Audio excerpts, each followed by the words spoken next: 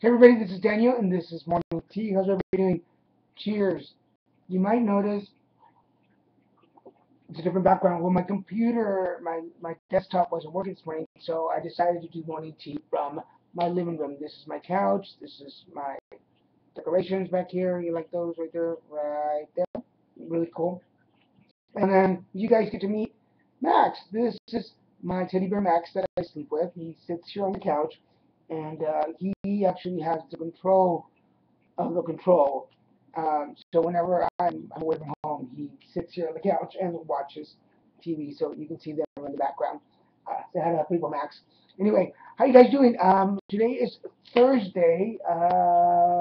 Thursday 9th, I believe. I'm not at my desk, so I didn't read my calendar with me.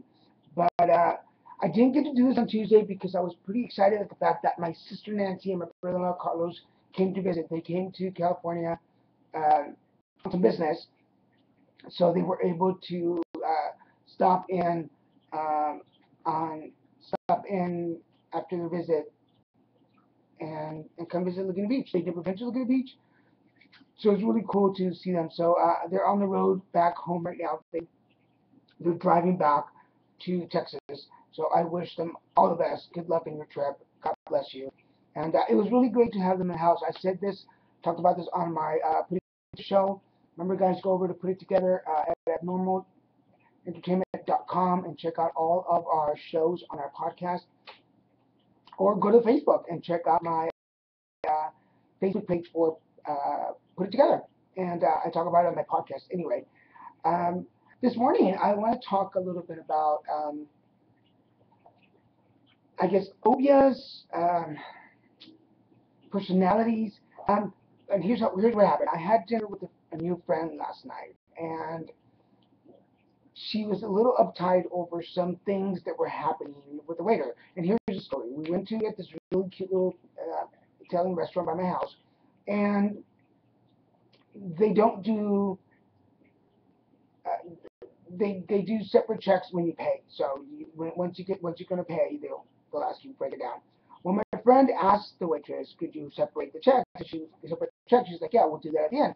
She's like, "Well, why don't you just write it?" My friend asked, "Why the server, Melissa, um, why don't you just split them now?" She's like, "Because we put the order in all together. They're handwritten tickets. It's a smaller restaurant." She's like, "Well, can't you just?" And I was like, "It's okay." So now it made me uncomfortable because, you, first of all, I used to be a server, and you never want to piss off your servers ever. I'm just letting you know. The moment you see your server is bringing your food, not that a lot, not that they do nasty things, but we've seen the stories online and on TV.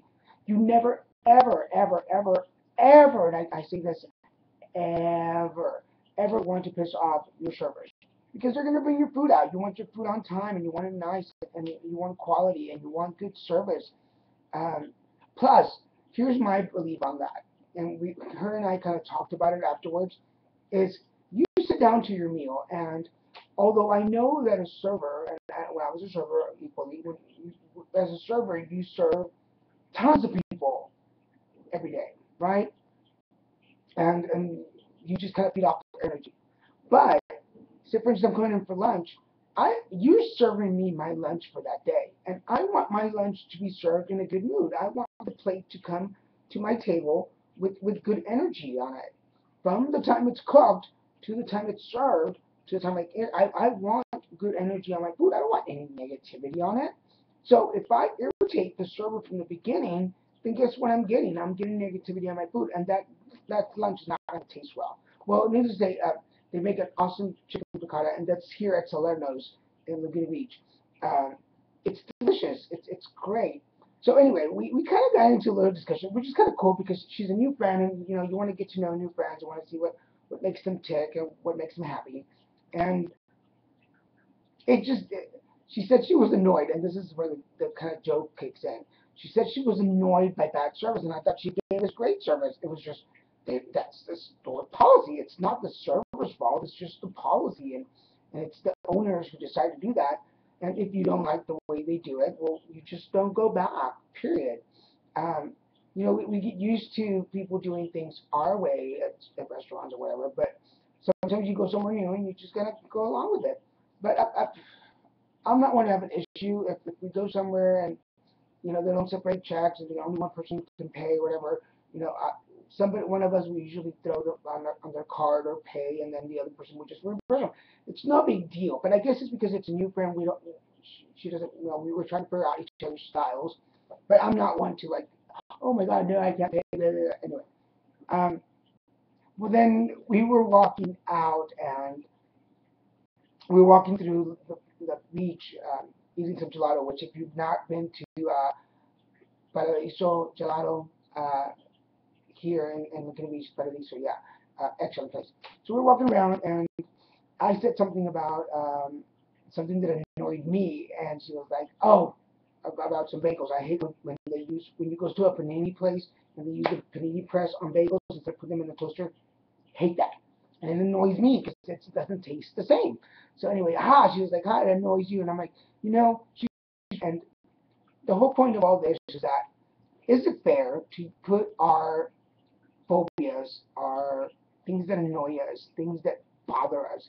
Is it fair to put what annoys me on you? Is it fair that if I have a phobia of something, if I just like something, if I should I throw that on you? Should I make it like your responsibility to make me happy? Should I ruin your dinner because I don't know, I prefer ground pepper over which I do ground pepper over pepper shaker. You know, it's how much of it is based on us. And I know phobias and annoyances. Sometimes there's stuff that you just it's mental and you just can't change it overnight. But is it fair to put that out there and make people uncomfortable? Is it out there to make say for instance you're a very controlling person and I dig it if you are controlling and you want perfection in your life and that's awesome, but should your perfection and your OCD have to rule my life? I mean, no matter if you're husband, wife, children, friends, should your phobias and your issues rule my world? I mean, if I'm a perfectionist and things aren't being done my way or the way that I would like it, but somebody else is doing it for me, should I then be like, well, you're not doing it my way, so you're wrong, right? Is it just me, or if I'm asking you a favor to do something for me, then I should allow you to do it the best way you can. Otherwise, you know, if you want it done right, do it yourself. If you want food served a certain way, cook it yourself. If you are going to be worried about separate checks, go eat alone. Then you really have no issues. Does that make sense, or am I just being a little out there? Let me know, guys. So cards always come true, don't they? Prayer will help the situation. Thank you, Archangel Michael. These are Archangel Michael cards from Doreen Virtue. So if you want to find these cards, check out Hay House or any local spirituality shop. And it says, Dear God and Archangel Michael, um, I ask for your divine intervention and insert this situation there. I welcome your help and trust and follow your guidance with gratitude and grace. I am a miracle and ask that you send one to me in this situation quickly. Thank you and amen.